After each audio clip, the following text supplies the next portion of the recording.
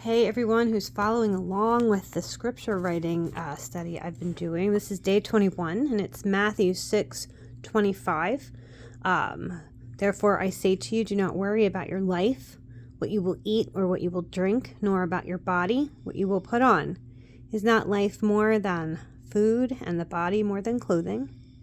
And I have it in my notebook and my note card.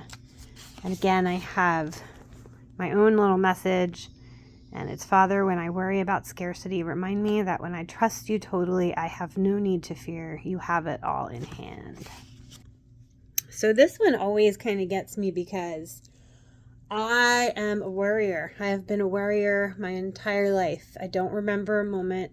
In fact, I remember feeling anxiety and worry in my earliest memories. So my first memory, I was about 18 months old, almost 2, maybe a little older than that, and kindergarten. So my earliest memories, and they are full of worry and anxiety, okay? Like I don't know if I was just born that way.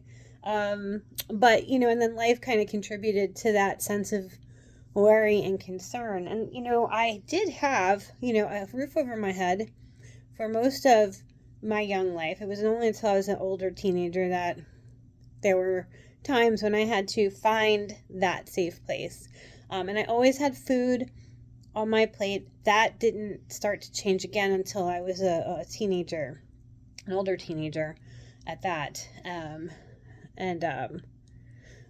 For whatever reason, scarcity, I would always tease if reincarnation was real. I was, in another life, I lived through the Great Depression, a hoarder of food and resources, that fear of not having enough, not having to feed my children. In my notes, you can read the more personal,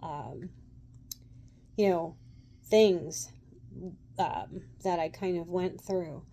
And as a result of that fear and worry, right, I wound up like being a terrible steward of money, which is, this kind of coincides with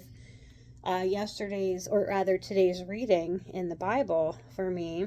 And again, it's like that not being able to abdicate all of this to God. If I was able to hand it over to God and surrender all of this to God, that anxiety would go away. And the crazy thing is I know that God will take care of things. He has always done it. I just never really gave him the credit for it. And now I have changed that, and it has really been remarkable.